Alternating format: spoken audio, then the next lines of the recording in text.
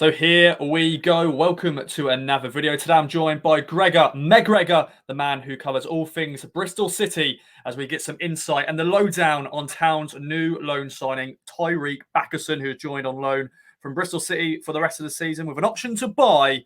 And Gregor, thanks very much for joining me.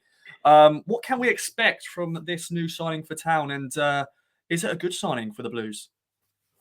I think it could be a very good signing for Ipswich Town, actually, especially because I've seen some of your fans saying, which I agree with, that it could be a pretty much low cost, good opportunity signing in terms of you're taking him on loan, aren't you? You've got that option to buy there. So I think you're pretty well covered.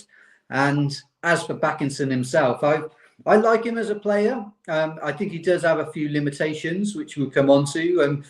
I'm sure we'll discuss Nigel Pearson's comments about him, which were, I thought, a little bit surprising and a little bit concerning, actually, from this side of the country as well.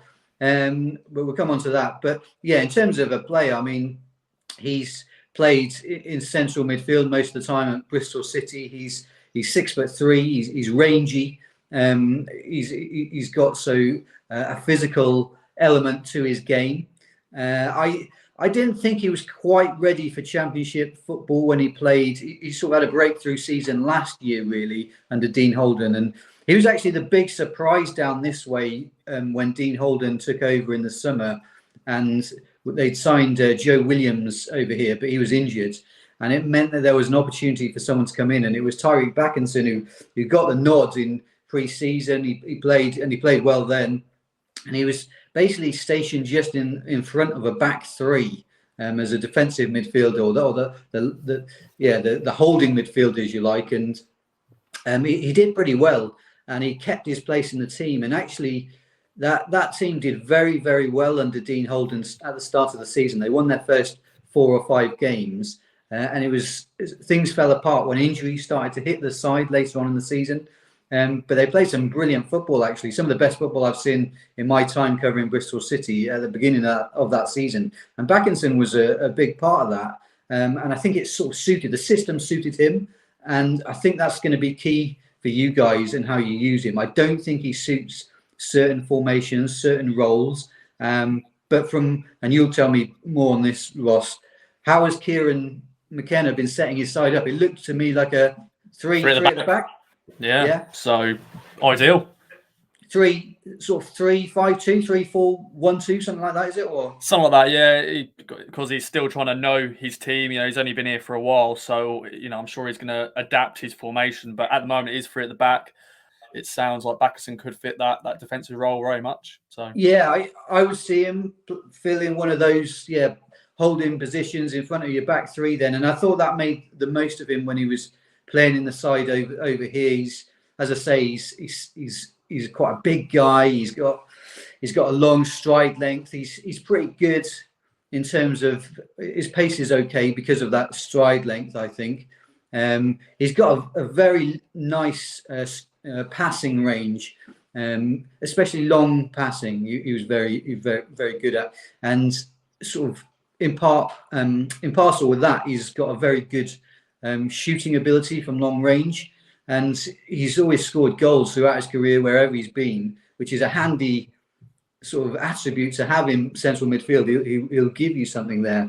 He hit 4 goals in the league last season, which actually made him the 3rd top goal scorer in the league.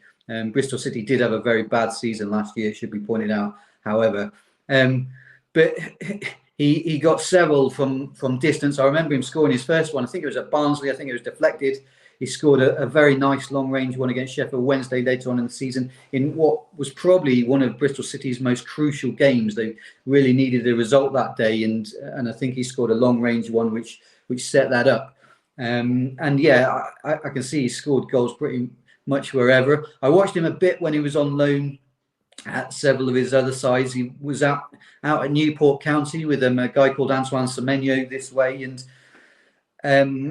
he did all right there, and he did all right at Plymouth Argyle as well on loan there. I think he probably did a little bit better with Argyle, but I always thought he looked a little bit exposed in a 4 in the middle, as in like a 4-4-2 or something like that, when it's just 2 of them.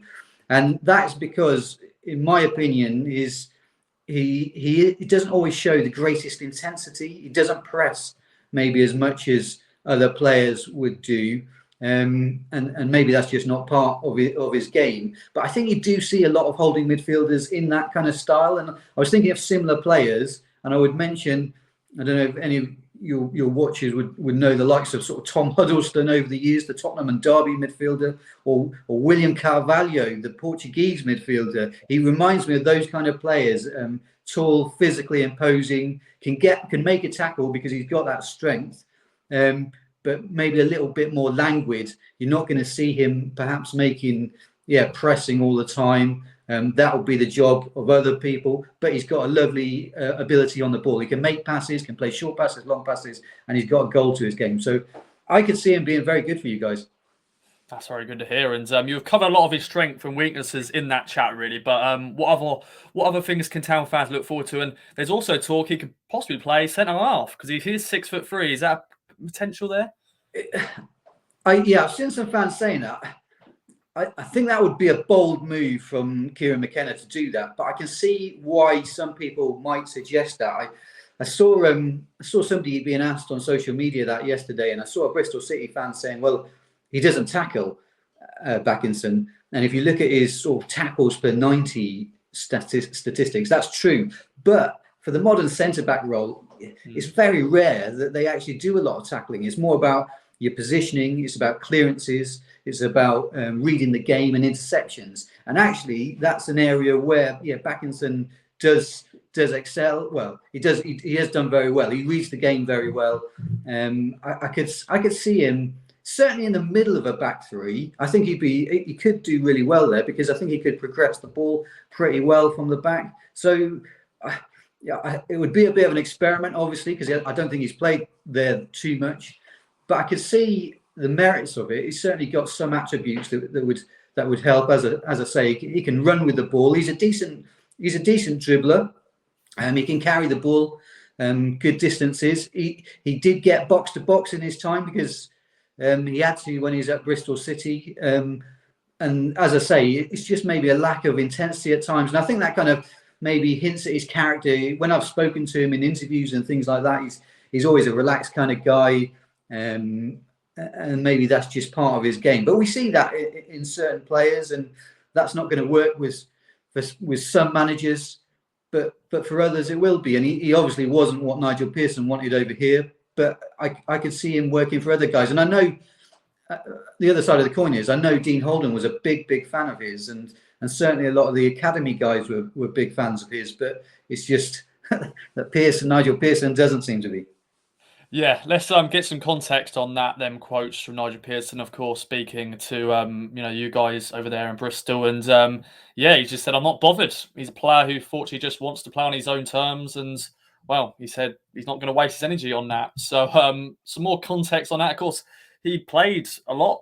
For a good period from October to December. Of course, he's now not been in the side. So what's been going on?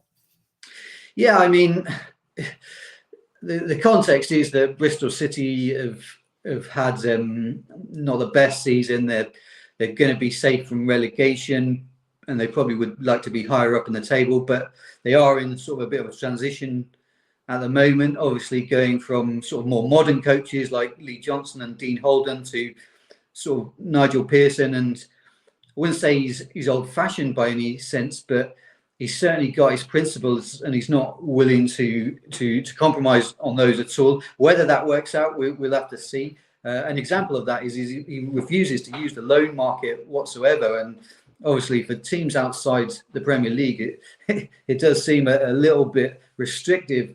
I was a little bit surprised, by those comments we saw yesterday, basically blasting his attitude really of Bakinson's. And what I would say is that I know Bristol City, and in fact Pearson has said this publicly himself, I think over the last couple of days, is that they have got some players there that they would like to move on and would be happy to see leave the club, especially if it helps them bring in players themselves. As I say, it's a bit of a transition. Nigel Pearson wants to get his squad. He wants to build his team, and that's just part and parcel of football, isn't it? You get your new manager in, they want they want to have their men in place, and that's the process that's taking place at the moment. It's maybe going a little bit slowly, and that's not helped by the financial situation at the club, which is not good, and obviously because of the pandemic over the last couple of years and everything. So yeah, as a result of all that, we've had some comments earlier this season from Nigel Pearson about certain players not being on the bus, in terms of maybe not giving him everything he wants on the training pitch. And it appears that maybe Tyreeq is one of those guys. And yeah, he got some pretty harsh comments maybe yesterday as he left, especially given that it's a loan as well. So it could be that Bakinson comes back to Ashton Gate if it doesn't work out over there. So I was a little bit surprised. And that's the background to it. I mean, obviously we don't get to see everything that happens in training and everything, and whether all of that is correct. I'd be a little bit surprised, but I don't doubt that there's obviously something that Nigel Pearson doesn't like there. But I think maybe other coaches might have seen things a little bit differently, and maybe Kieran McKenna can get more from Bakinson. Yeah, I think that's one thing Town fans may have been a bit worried about when they saw that little clip. And I think, oh, is he going to be a bad egg? You know, is it sure to bring him in? But sometimes players just needs a fresh start, and hopefully that will be at Town. And yeah, there's an option to buy there, so hopefully it's a successful spell there for him. Any other notes before we wrap up, Gregor? And I think it is a good signing. 23 years of age, and he says a low cost, low fee, and hopefully he can bring us good performances going forward. No, just I mean, this is already out there, but I'd actually heard myself that there was some Championship interest in him as well. I believe Blackpool were one of the clubs. I saw Peter O'Rourke, who broke this story, was saying Hull as well. So I do seriously believe there were Championship sides in for him. So maybe that's a good sign for Ipswich Town. And I do think just rounding up, I do think he is a player with ability. I know there's people at the club who really do feel he's got good ability. Maybe that's just slipped a little bit over the last year. But from his point of view, you might say, well, you've gone through 3 changes of head coach / manager this way, and you're not always going to be in favour with everyone. And I mean, I know this way that there were players who didn't particularly get on well with Lee Johnson, for example. So that's just part and parcel of football. You're going to have your particular favourites or guys you want to build around, and others that maybe you don't see the use of. And hopefully, yeah, Bakinson fits in over there. As I say, I think he's got ability. I think he'll be very good in League One. I could see him being a success for you guys, and we'll see what happens. Yeah, we shall see what happens. And of course, it's the Mark Ashton connections again as well.